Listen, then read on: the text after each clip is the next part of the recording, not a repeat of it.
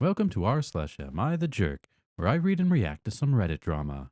In this video, a dad refuses to help his gay daughter, a coworker has a stinky problem, and a bride-to-be is accused of being ashamed of her fiance.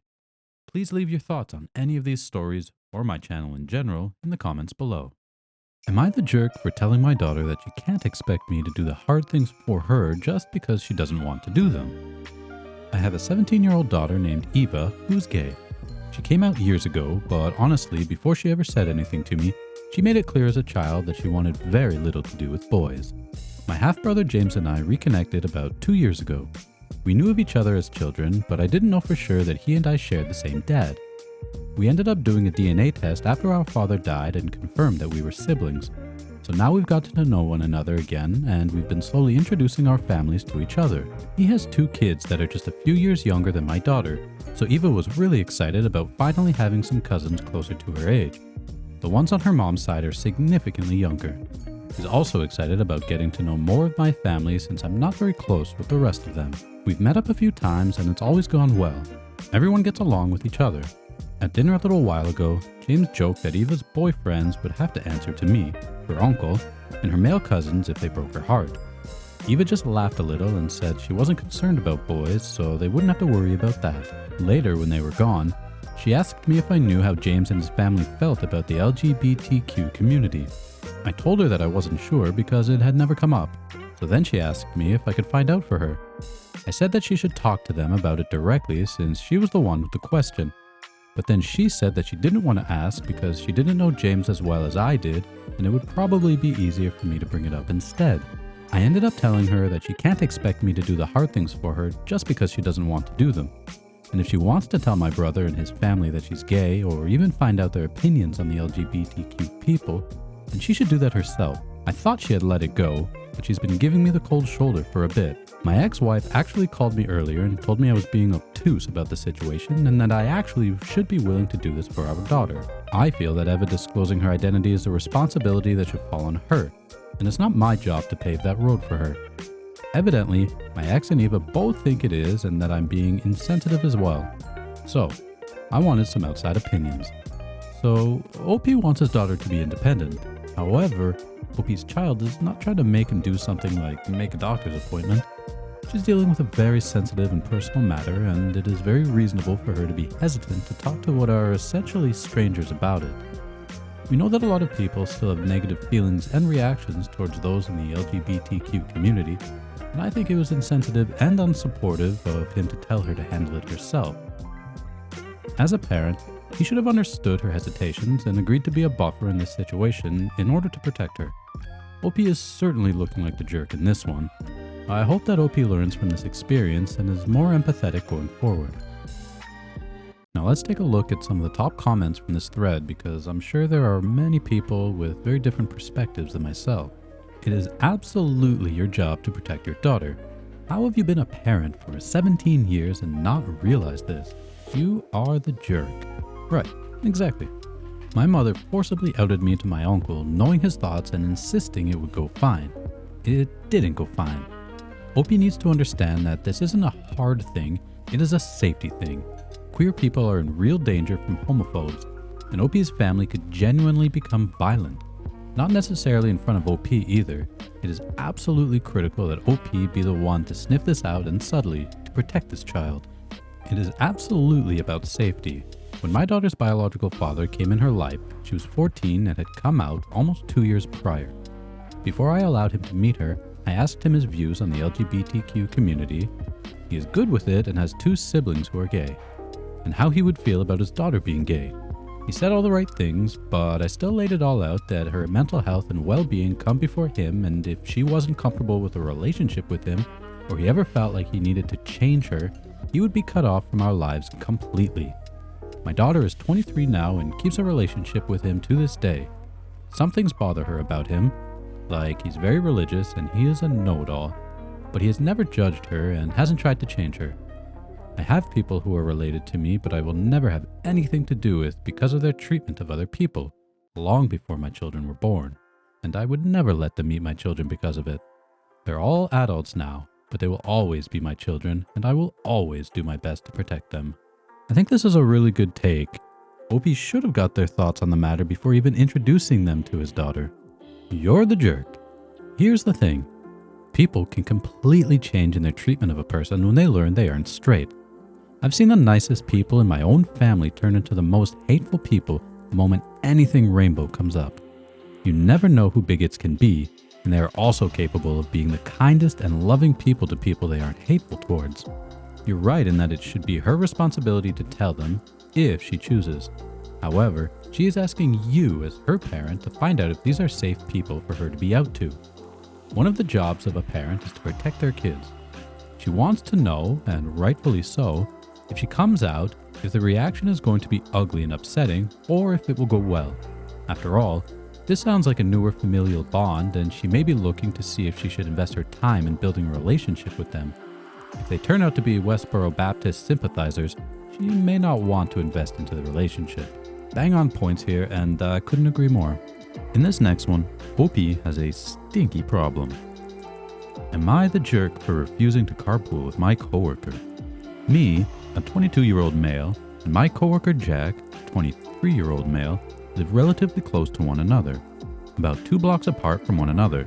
And we work the same hours, and his house is directly on commute, so when we realized this, it was a no-brainer for us to carpool.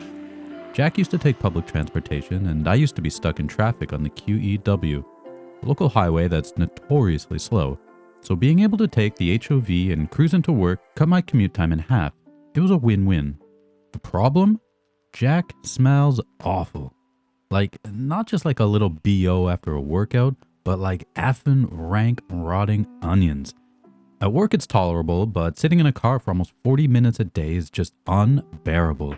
And the smell lingers for long after he's gone, so my car just permanently smells abysmal. So after about 2 weeks of commuting together, I had enough.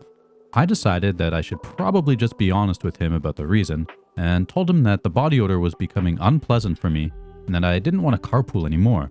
He got really upset, telling me that it was unfair for me to just decide out of the blue to double his commute time and make him pay for public transit.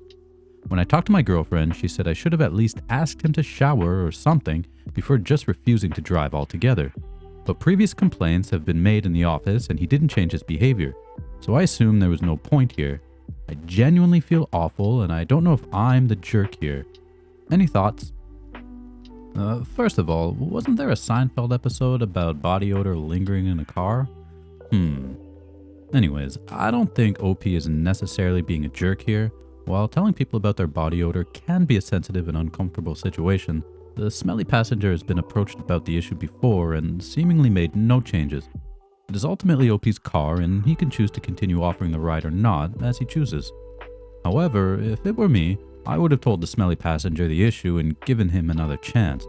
Time is precious and I would do what I could to cut my commute in half and still make it bearable. Now let's take a look at some of the comments. Not the jerk. This is a tough situation, but I think you honestly might have done this guy a favor in the long run by being honest.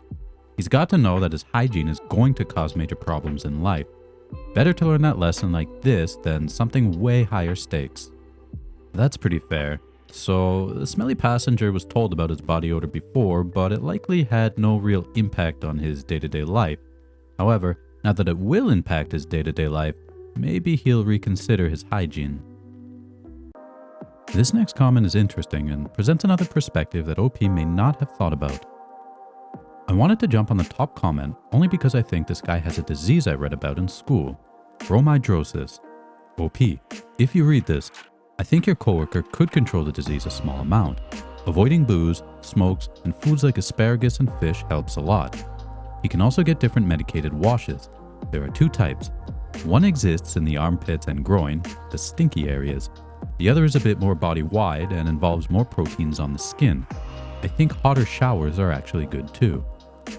So, bromidrosis is an unpleasant or offensive body odor due to any cause, including poor hygiene, infections, diet, or medications, or inherited metabolic disorders. OP's smelly passenger may or may not be aware of this, so I think it would be of great benefit to bring it up to him. And for our last post, we're looking at some wedding drama. Am I the jerk for wanting to postpone my wedding till my fiance gets rid of his braces? My fiance, a 25-year-old male, has braces. He refused to get them when he was a child or teen because he feared people would make fun of him. But he finally accepted to get them after the dentist told him clearly that it wouldn't be recommended to replace his extracted teeth till he fixes his crooked ones. The issue is that our wedding was supposed to be coming up soon, but now I plan to postpone till my fiance gets rid of his braces. I have nothing against him wearing braces. I even encouraged him to get them to finally fix his bad teeth. But did you ever see a groom wearing braces at his wedding photos? I don't think so. I thought my fiance would be understanding, but instead, he got mad at me and accused me of being ashamed of him. That's obviously not true. I just wanted our wedding photos to be as aesthetically pleasing as possible, and that's why I want to postpone our wedding till his braces come off. I also told him he could have avoided all of this if he got invisible braces, but he said these were much more expensive and wanted to save money specifically for our wedding and honeymoon, and didn't think his fiance would be so shallow to care about it. He ended up saying that if I postpone the wedding now, I may as well just call it off altogether, which I think is incredibly unfair of him to do, but maybe I shouldn't have insisted on this issue either. Am I the jerk? While I understand people want their wedding to be picture perfect, you should also accept your partner exactly how they are. OP's fiance was so self-conscious about getting braces that he didn't get them when he was younger. Now he's being shamed for them by the one person who is supposed to love him unjudgmentally as he is. OP is being a jerk here. There's so much more to a wedding and getting married than how perfect your teeth look in the photos.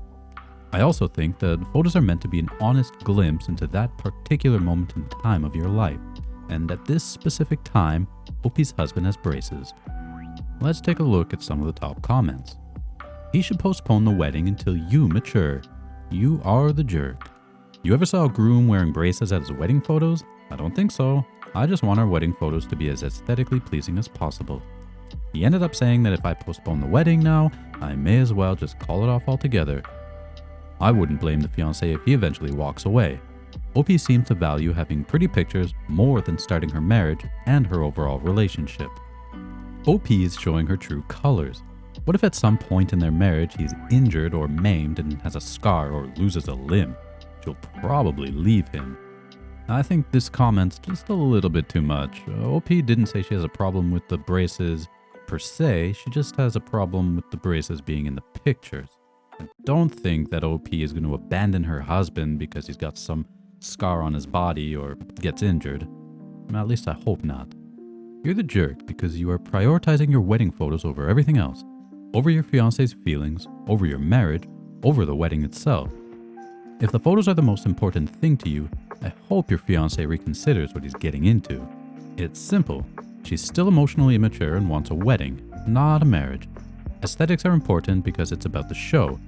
If it was about just being with this guy forever, she'd realize his mental health and self-esteem are worth more than her desire to have the perfect wedding pictures. OP is a jerk and her boyfriend's new bully. You're the jerk. Even for kids and especially for adults, braces hurt. So you encouraged him to get them, but then you're ashamed to be seen with him while wearing them. You are literally the epitome of why he didn't get them in high school. So that's gonna do it for this video. Please leave your comments on these below. I would love to hear your opinions. And please, like and subscribe if you're into these kinds of videos.